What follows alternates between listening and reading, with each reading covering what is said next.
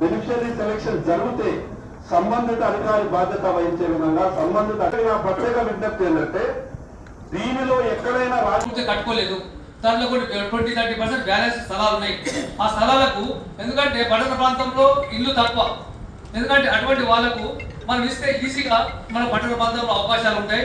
అదేవిధంగా ప్రభుత్వ పరంగా కూడా ఏదైతే ప్రభుత్వం కేటాయించిందో ఈ వీకర్ సెక్షన్లో మా నిర్మల్ పట్టణంలో రామరాబాబు కానివ్వండి, వైఎస్ఆర్ కాలనీ కానివ్వండి, మహాలక్ష్మి టెంపుల్ కానివ్వండి, సోఫినర్ 5 వార్డులు ఉన్నాయండి. 5 వార్డులలో ఈరోజు ఇల్లు కట్టుకునే వాళ్ళకు మున్సిపల్ నంబర్ ఇవ్వాలి. మున్సిపల్ నంబర్ ఇవ్వాలంటే ప్రభుత్వ పరంగా ఇలా అనేది జరిగిన తర్వాత ప్రభుత్వ స్థలాలంటే ప్రైవేట్ వాళ్ళు ఇది కేవలం ఒక 3 సబ్జెక్టుల మీద రివ్యూ మీటింగ్ మాత్రమే కాబట్టి నేను మిగిలిన అంశంలోకి వెళ్ళడం లేదు. గౌరవ మంత్రి గారిని వెంటనే ఒక డిడిఆర్సీ మీటింగ్ కండక్ట్ చేయాల్సిందిగా కోరుతా ఉన్నాను. మనం సంవత్సరం అయింది, చాలా సమస్యలు ఉన్నాయి, చాలా అంశాలు ఉన్నాయి. వివిధ డిపార్ట్మెంట్స్ నుంచి రివ్యూ చేయాల్సినటువంటి చాలా అంశాల మీద పెండెన్సీ ఉంది. ఈ నెలాఖరులో కానీ ఎప్పుడు కానీ మీకు కన్వీనియంట్ ఉంటుందో అప్పుడు ఒక డిఆర్సీ మీటింగ్ ఇప్పుడు కండక్ట్ చేయాల్సిందిగా కోరుతా ఉన్నాను. మరి ఇది సాధించవు కాదు విమర్శలు చేయడానికి, లేకుంటే ఇది చట్టసభ కాదు మనం చట్టాలు తయారు చేసుకోవడానికి. ఎగ్జిక్యూటివ్ కమిటీ ఇది. మనము మీరు ఇచ్చినటువంటి గైడ్లైన్స్కి ఫాలో చేసే అధికారులు మాత్రమే ఉన్నారు కాబట్టి నేను కేవలం దానికి రిస్ట్రిక్ట్ అయ్యి మిగిలిన అంశాలకు వెళ్లకుండా దీంట్లో ఉన్నటువంటి కొన్ని ల్యాప్సెస్ని మరి ఏ రకంగా రెక్టిఫై చేస్తారో మీ ద్వారా నేను అధికారులను అడుగుతున్నాను. ముఖ్యంగా దాదాపుగా ఒక్కొక్క నియోజకవర్గంలో మంత్రి గారికి 1164 రేషన్ కార్డు వెరిఫికేషన్ జరిగిందని అంటా ఉన్నారు. దాంట్లో నుంచి total verification done is only 87 in Saragapur mandal, and out of 87, 84 are eligible.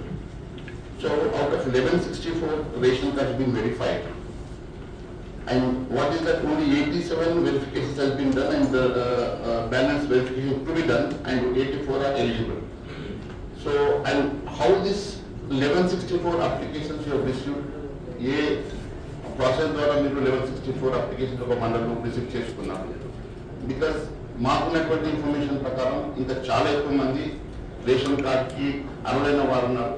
మరి వారందరినీ మీరు మరి గ్రామ సభ ద్వారానా లేకుంటే డోర్ టు డోర్ క్యాంపెయిన్ ద్వారానా ఏ రకంగా ఈ అప్లికేషన్స్ని మీరు ఈ ప్రాసెస్ చేశారు? దాంట్లో నుంచి మరి ఎలిజిబిలిటీ క్రైటీరియా ఏ బేసిస్ మీద ఎలిజిబిలిటీ క్రైటీరియా తీసుకున్నారు? ఆ రకంగా నేను ఒక మండలమే చెప్పాను, దాదాపుగా మీరు 17,491 కార్డ్స్ వెరిఫికేషన్ చేసినట్టుగా ఈ జిల్లాలో మీరు చెప్తా ఉన్నారు. కానీ ఎలిజిబిలిటీ 2,924 మందికి మాత్రమే ఎలిజిబిలిటీ చూపిస్తా ఉన్నారు. ఇంకా వెరిఫికేషన్స్ టు బి డన్ కూడా చూపిస్తా ఉన్నారు. నేను ఒకటి అడుగుతా ఉన్నాను, ఒక జిల్లాలో 65,000 మంది ఇల్లు కావాలని అప్లికెంట్స్ ఉన్నప్పుడు కేవలం 2,924 మంది మాత్రమే రేషన్ కార్డ్ ఎలిజిబిలిటీ చూపిస్తున్నారంటే ఎక్కడనో మరి మనం చేసినటువంటి ప్రాసెస్లో ఎక్కడైనా ల్యాప్సెస్ ఉన్నాయా? మరి ఇంకా చాలా మంది, ఎందుకంటే దాదాపు 10 సంవత్సరాల నుంచి కొత్త రేషన్ కార్డ్స్ ఇవ్వలేదు.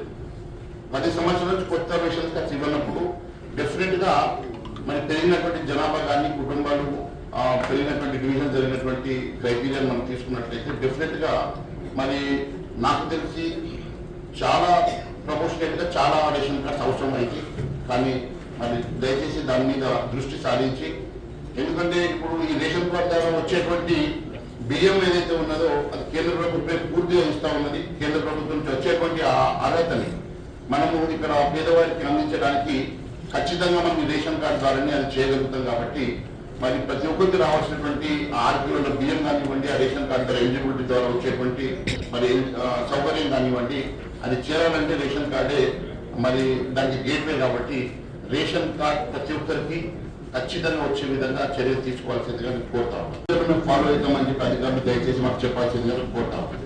రెండోది, ఇళ్ల విషయంలో కూడా సరే, ఆ ఇళ్ల పేరు మీరు ఇంద్రమ్మ పెడతారా, పిఎం ఆవాస్ యోజన కింద వచ్చినటువంటి కేంద్ర ప్రభుత్వం కూడా గతంలో అసెంబ్లీలో మాట్లాడినప్పుడు కూడా మరి దాని మీద చర్చ చేస్తామన్నారు. అది ఏ పేరున పెట్టుకోండి. మేము అడిగేది ఏంటంటే పేదవారికి రావాల్సినటువంటి ఇల్లు దాదాపుగా మరి మీరు చూపించేటువంటి డాటాలో ఒక్కొక్క నియోజకవర్గంలో 65,000 నుంచి 70,000 అప్లికేషన్స్ వచ్చాయి.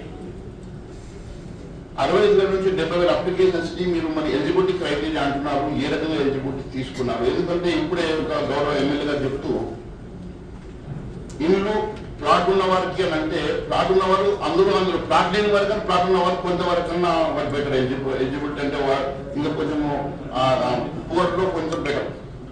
సో అసలే ప్లాట్ లేని వారి సంగతి ఏంటి అంటే అసలే ప్లాట్ ఇల్లు తాచి అవుతున్నదా లేకుంటే గోడలు లేని ఇల్లు ఉన్నదా?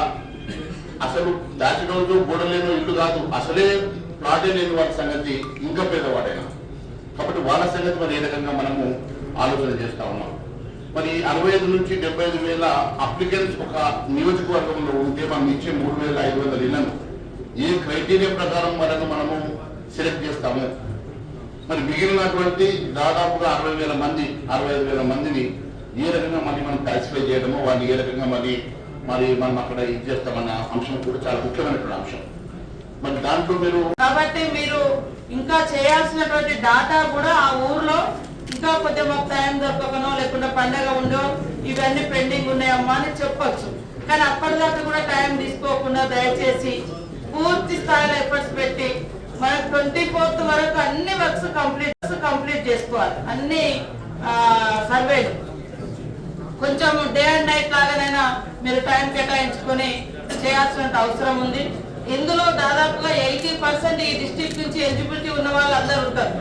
కొద్దిగా మంచిర్యాల అక్కడ ఏమన్నా కొద్దిగా రిచ్ ఉండొచ్చు ఏదైనా టౌన్లలో, కానీ మాక్సిమం రేషన్ కార్డులకు కానీ ఇందిరమ్మ ఇళ్ళకు కానీ మరి గ్రామీణ ప్రాంతంలో రైతు ఇందిరమ్మ భరోసా కానీ ఇవన్నిటి కూడా క్రైటీరియా అంటే ఎలిజిబిలిటీ ఉన్నటువంటి వాళ్ళు ఉంటారు.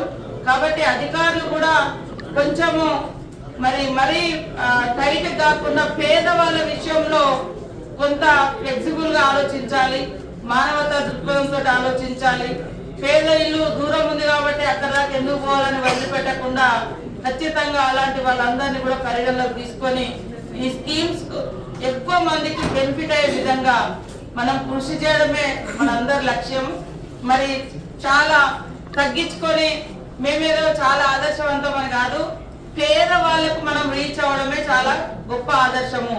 కాబట్టి అలాంటి వాళ్ళకి ఎక్కడ అన్యాయం జరగకుండా చూడాలని మరి అధికారులను కోరుతా ఉన్నాం. మీ మీదనే ఆధారపడి ఉంది. ఒక ఇంటికి రేషన్ కార్డు పోవాలన్నా, ఒక రైతు భరోసా అందాలన్నా, ఒక మరి ఇందిరమ్మ ఇల్లు పోవాలన్నా ఖచ్చితంగా మీరు చేసేటువంటి సర్వే మీద డిపెండ్ అయి ఉంది. మేము ఖచ్చితంగా అడ్వైజ్ చేస్తాం, మీకు సపోర్ట్గా ఉంటాం. కానీ ఎందుకు సపోర్ట్ అంటే మీరు బాగా పనిచేస్తే మేము ఖచ్చితంగా మిమ్మల్ని అందరినీ మేము సపోర్ట్ చేస్తాం. కానీ పబ్లిక్ ఉపయోగపడిన అధికారులు మాకు కూడా అవసరం ఉండదు. కాబట్టి దాన్ని దృష్టిలో పెట్టుకొని ప్రజల మధ్య ఉంటూ ప్రజలకు, ఎందుకంటే ప్రజాప్రతినిధులు కూడా మనకు తక్కువ ఉన్నారు. అంతకుముందు మనకు సర్పంచ్లు గ్రామాలలో ఉంటే మీకు కొద్దిగా ఎప్పటికప్పుడు ఫీడ్బ్యాక్ వచ్చేది. లోకల్ రిప్రజెంటేటివ్స్ లేకపోవడంతో అది కొద్దిగా గ్యాప్ కూడా ఉంటుంది. కాబట్టి పూర్తిగా పబ్లిక్ మీ మీదనే డిపెండ్ అవుతుంది. అక్కడ ఏం పొలిటికల్ స్టేజ్ ఏం లేదు, అయితే ఎమ్మెల్యేలు లేదా ఎంపీలు ఉన్నారు తప్ప మిగతా లేదు. కాబట్టి పబ్లిక్ వచ్చినప్పుడు వాళ్ళ గ్రీవెన్స్ కూడా మీరు తీసుకోవాలి. మీరు గ్రామ సభలు పెట్టినప్పుడు ఒక కాంటాక్ట్ నెంబర్ కూడా పెట్టండి. ఒకవేళ ఆ రోజు వాళ్ళ ఊర్లో లేరు, లేదా ఏదో పని మీద వచ్చాక మన గ్రామ సభ ముగించుకొని మీరు వెళ్ళొచ్చిండ్రు, కానీ వాళ్ళ అప్లికేషన్ వాళ్ళది ఏదో ప్రాబ్లం ఉంటుంది, మరి ఎవరిని కాంటాక్ట్ చేయాలి? కాబట్టి కొన్ని రోడ్లు ఇచ్చిరు, ఇవన్నీ ఇచ్చిరు, వాటిని కూడా మరి పిఆర్ అధికారులతోటి తొందరగా మీరు కోఆర్డినేషన్ చేసుకొని లోకల్ గా ఇచ్చేటువంటి ప్రజాప్రతినిధుల యొక్క ప్రతిపాదనలను దృష్టిలో పెట్టుకొని వాటి ఇంపార్టెంట్ గుర్తించి మీరు సకాలంలో చేయాలి. మళ్ళీ మనకు ఒక నెక్స్ట్ మంత్ అయిపోయింది, మళ్ళీ మార్చిలో మళ్ళీ వస్తే బడ్జెట్ మళ్ళీ మనం 31 లోపే కంప్లీట్ చేయాలనే ఆదేశాలు ఉంటాయి. కాబట్టి అప్పుడు హడావుడిగా ఏదో పని చేస్తే అది నాణ్యత ఉండదు. దాని దృష్టిలో రేపు డిఆర్డిఓస్ కూడా మీటింగ్ పెట్టినాం హైదరాబాద్ లో, నేను మా సెక్రటరీ లోకేష్ గారు ఇట్లా. కాబట్టి మన ఈ 4 జిల్లాల అధికారులందరూ కూడా రేపు ఖచ్చితంగా డిఆర్డిఓస్ అక్కడికి రావాలని కూడా కోరుతా ఉన్నాం.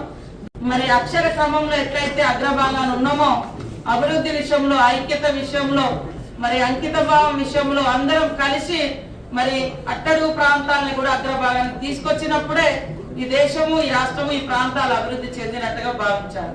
అదే విధంగా ఇక్కడ కలెక్టర్స్ గానీ ఇతర అధికారులు ఖచ్చితంగా మండల స్పెషల్ ఆఫీసర్స్ గా, జిల్లా స్పెషల్ ఆఫీసర్స్ గా ఉన్నారు. వెళ్ళినప్పుడు కొంచెం మీ డాటా కూడా ఊర్లలో కరెంటు లేని గ్రామాలు, ఊర్లలో ఇంకా మంచినీటి వ్యవస్థ సరిగ్గా లేనటువంటి, అదే విధంగా రోడ్ సౌకర్యం లేనటువంటి, కనీసం ఈ 3 మీరు లిస్ట్ అవుట్ చేసి మాకు పంపండి. మనము మన ఇందిరా మహిళా శక్తి కింద కూడా సోలార్ పవర్ ప్లాంట్స్ ఇస్తా ఉన్నాము.